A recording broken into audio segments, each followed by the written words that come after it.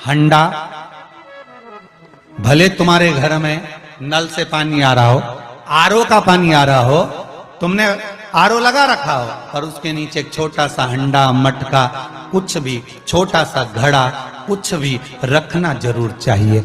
रसोई घर में भले इतना बड़ा हंडा रखो, मटका रखो, घड़ा रखो, कलश रखो, पर रखना जरूर चाहिए। क्यों?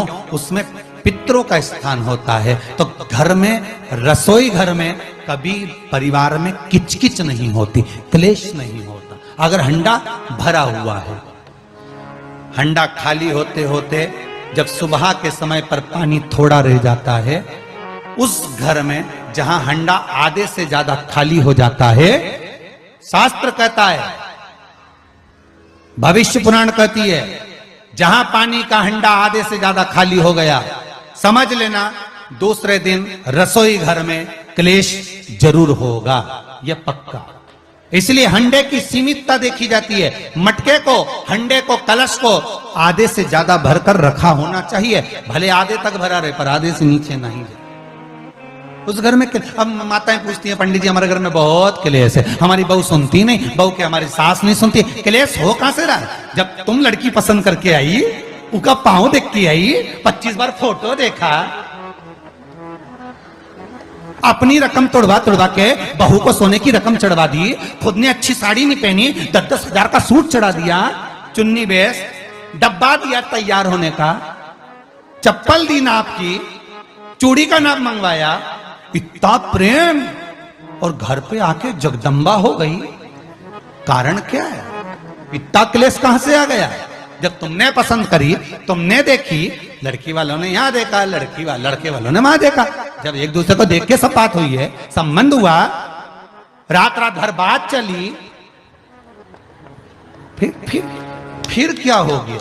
यहां तो रोज फोन लगाती थी, मम्मी ये वाली साड़ी तैयार कर लो। हाँ बेटा कर ले, ऐसी बात सास और बहू में चले। चूड़ी का नाप भेज दीजिए, चोली का नाप भेज देना, और मैंने डब्बा तैयार कर लिया है, मैंने वीडियो कॉल में दिखाया, देख ले, यही है। चप्पल भी लिए, ये भी लिया, चोटी भी ली, गजरा भी लिया, दुनिया का सामान लिया, शादी करी, इन्हें 2-3 लाख रुपए तो गार्डन में खर्च कर दिए, ये लोगों के खूब चटाया, 2-3 लाख रुपए खाने में खर्च कर दिए, गिफ्ट भी दिया मेहमानों को। जब इतना खर्च करा, इतनी जोरदार बातचीत थी, फिर आखिर 1-2 साल में ऐसा क्या हो जाए कि ये जगदम्बा ने ये कात्यायनी हो जाए? कारण क्या है? वो कारण तो ढूंढो। अरे बोलो तो सही है कि नहीं है? कारण तो ढूंढो कि कारण क्या है ऐसा, कि क्या कारण हो गया। अब दोष दे नहीं कि माँ ने सिखा दिया होगा, और वो दोष दे, तुम तो अपनी माँ के ही हो, हमारी तो सुनो ही नहीं। अब वो इधर दोष, वो उधर दोष दे, ये दोष देने से कुछ नहीं हो, अपने कर्मों का दोष देखो। ने जरूर झांक कर देखना कि सवेरे सवेरे कहीं हंडा खाली तो नहीं मिल रहा है, पूरा नीचे तक तो नहीं चले गया, आधे से नीचे तो नहीं हो गया। मतलब घर में दूसरे दिन क्लेश तो होना ही है, भले कटोरी के चक्कर में, पानी के चक्कर में, रसोई घर के चक्कर में, रोटी के चक्कर में, चाहे दिन भर में कभी भी होगा, पर 24 घंटे में क्लेश होगा, वो पक्का है।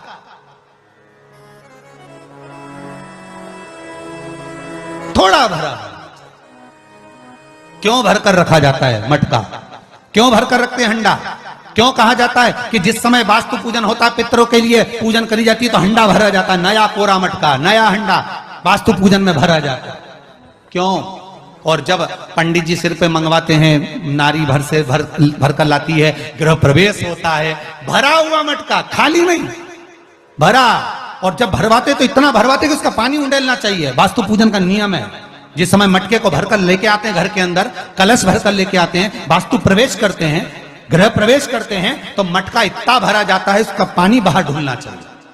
और जब लेकर आए तो झलकता हुआ पानी होना चाहिए। नारियल रखे, आम का पत्ता रखे, तो पानी गिरता रहे। पर माताएं तो अपने फैशन में नहीं, डेंटिंग पेंटिंग कराए तो पानी गिर जाए, तो वही नाराज हो जाए, बेचारा पंडित जी की हालत खराब कर कि तुमने इतना पानी क्यों भरा, कम नहीं भर सकता था हमारा पूरा।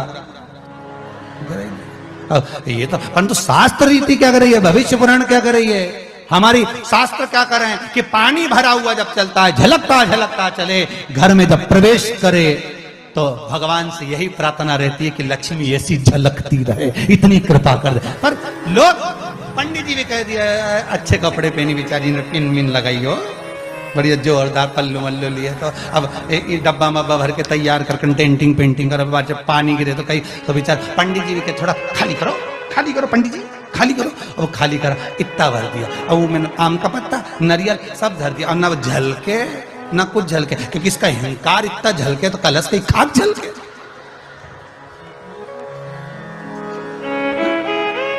ये तो गृह प्रवेश कर रही तो अपने आप को ऐसी समझ रही कि महारा बराबर कोई नहीं बनाया ऐसी, और ऊपर से के फोटो खींचना, फोटो खींचना। अभी इसका अहंकार इतना झलके तो कलश के खाक झलके। अब जो झलकना वो तो झलका ही नहीं, न झुमका झलका, और कहा मतलब का झलका सो झलके सो।